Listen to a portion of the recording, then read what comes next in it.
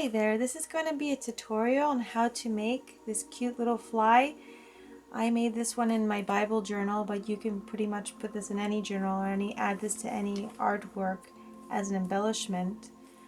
And how this started was, it started off as a printout on my inkjet that I cut out. So basically I just cut everything out around the legs, all the extras. Originally looked something like this.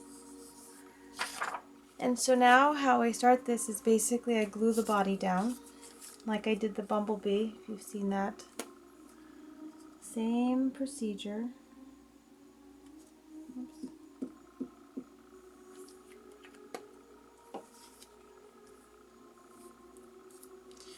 And we just get that body nice and down. I leave the wings up to give it that three-dimensional feel. I got some glue there. It's okay.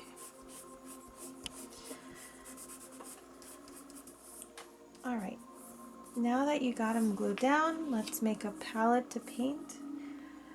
So again, when you print out, depending on your printer, you lose some of the detail and some of the coloring. So I always recommend that you look at the original on the screen, or if you have an original somewhere else from a book or a magazine, if you made a photocopy, that you try to find as many colors on the palette that you can. So here will be my palette, and I see there's some blue. And these are, again, Liquitex Basics acrylics.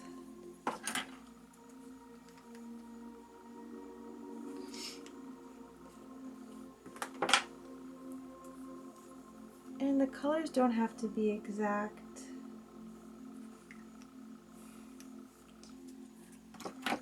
This one has many more colors than the bumblebee for sure. See all types of colors in there. Some greens and blues, yellows, oranges. And then brown on the eyes.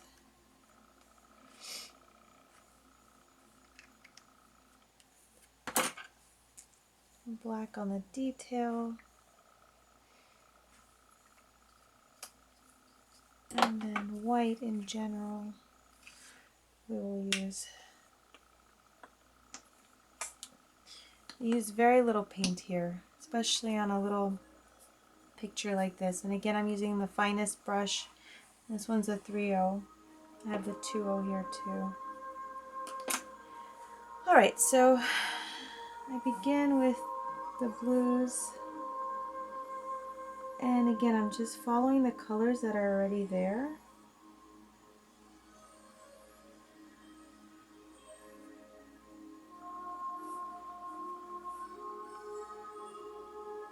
It's amazing how beautiful these bugs are when they take photographs of them so up close. They're such a nuisance to us normally, but here they're really beautiful. It's just very interesting at the micro level. Okay, so I'm just finding my blue areas. And then it goes into green.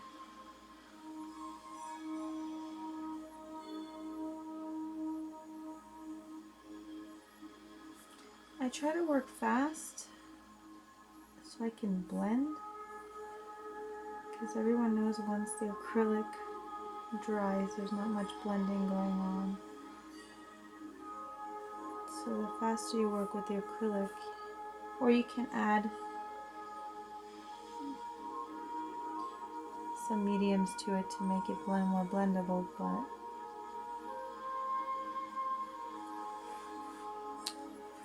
so I'm just working with the colors that I see. Like I said, this fly in particular is very beautiful. It has a lot of colors. They don't look so beautiful when they're on our food, but yeah, they're very pretty.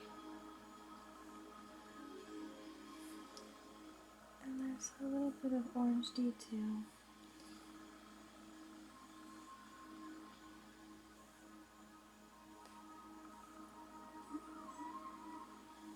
And again, the sky's the limit with whatever colors you want to add in this.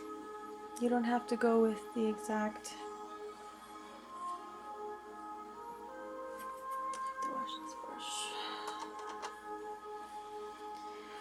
You don't have to go with the exact palette that you see in the picture. You can alter it. Okay, I'll go to the black. I just love how painting over this just pops out the colors so much more. And it gives it a really nice kick.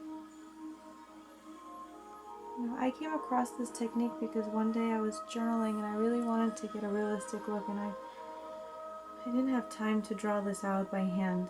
Sometimes the drawing takes me longer than the painting because you do it over and over again until you perfect it. So I had printed out the pictures to use as a template to draw from.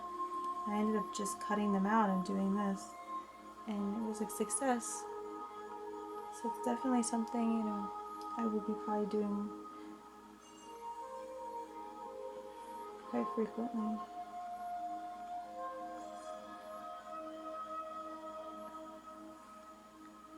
Okay, now I'm gonna go back and lighten some of these up. Now we cut off the legs, so we need to put the legs back.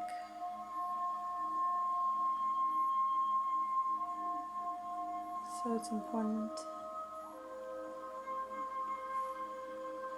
to look at the picture and see where those placement is. We also cut off all the fuzziness too, so we have to put that back.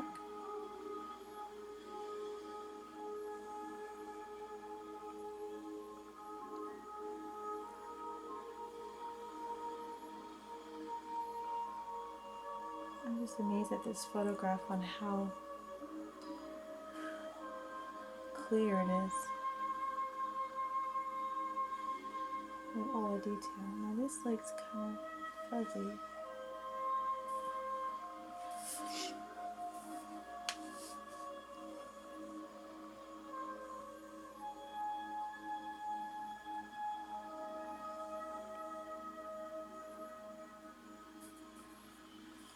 And there's a leg in the back. Some of these legs are underneath. When I did this in the journal, I didn't continue this leg just because of the way I have the placement of the wings. I didn't felt it was necessary, but if you really wanted to, you could probably continue with that. I'm happy with just the 4 legs in the front. I like to keep things symmetric.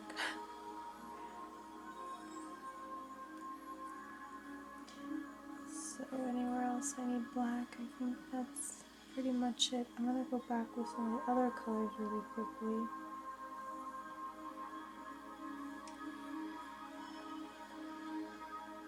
Now I'm going to just outline some of the body here. Because remember, we cut off a lot of those fuzzies. So I'm just going to build up some texture around the body here. And then I'm going to go with a pen later on and I'll show you what I did with that. Okay.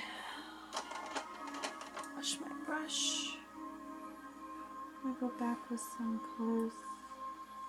Just since I wasn't really too happy with the amount of black I put here.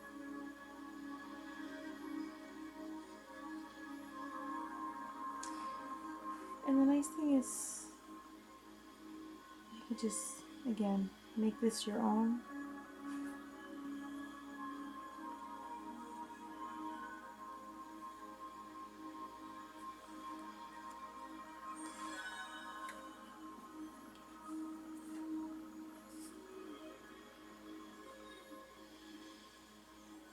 If there's a certain color you like more than another, you can go ahead and, like I said, make it your own.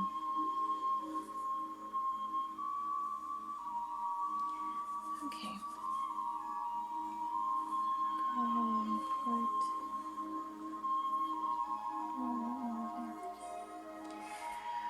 Alright, so now I'm going to go ahead and do the wings the same way I did the bumblebee, which was, I took some washed down, watered down white,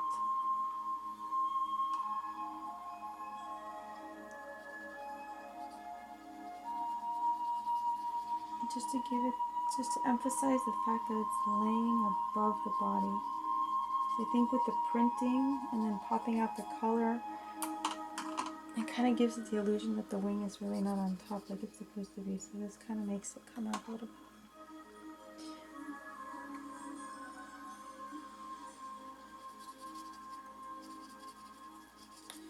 Okay, then I put my glitter. This is obviously optional. I like the glitter.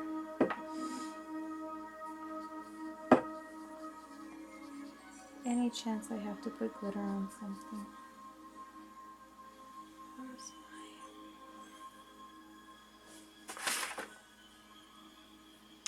my... Just want to put something behind the wings so that it doesn't stick.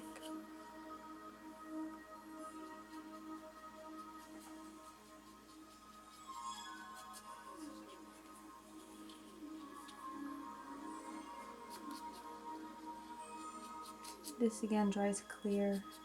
This is just an acrylic.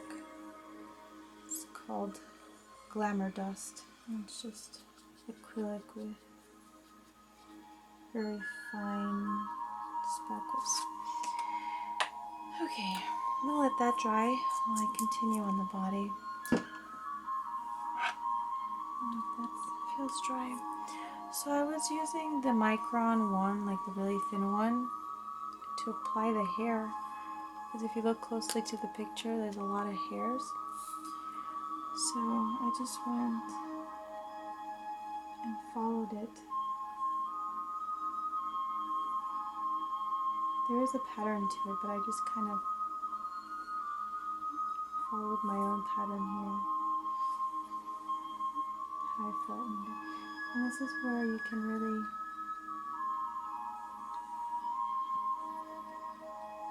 give it that feel that's on the paper.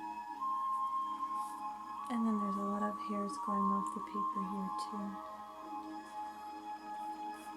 I think this is really dry yet, but for the sake of the video you can kind of get an idea.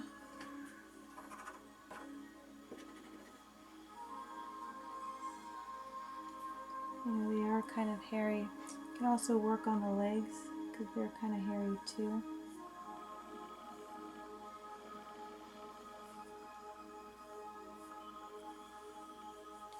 You know, these bugs,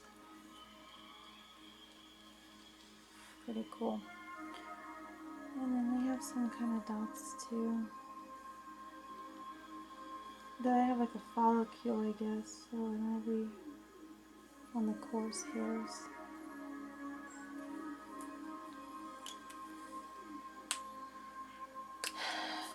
You can also maybe put some detail on. Oh, I forgot to paint the eyes. Okie dokie. I was wondering why they look so bland. So these were brown eyes.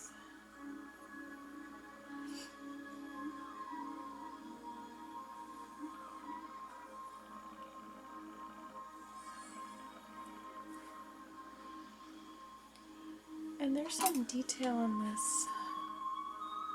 I don't know what this would be called, but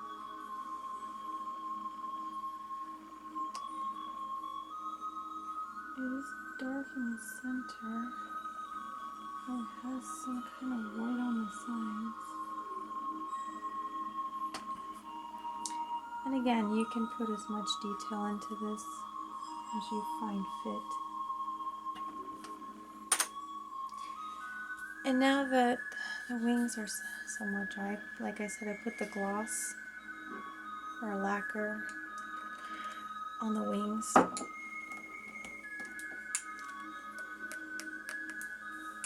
get this jar.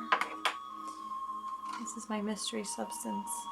Again, I have no idea what it is, but it does a great job.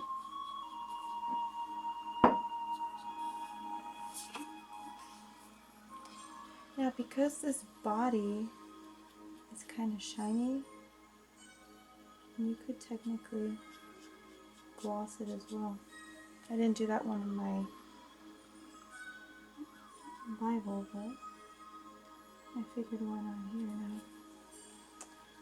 Alright, almost finished.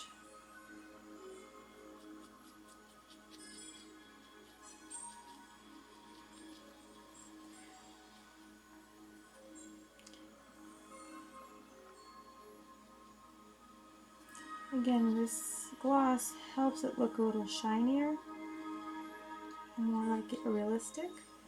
And it also gives it the wing texture, so when it dries, it doesn't feel like paper. It actually feels like what a wing almost feels like. Okay, so that is the fly. That was the bumblebee from earlier. You know, we didn't do any extras here, but again, you could do the same. Give it a little fuzz if you wanted to. And that's it.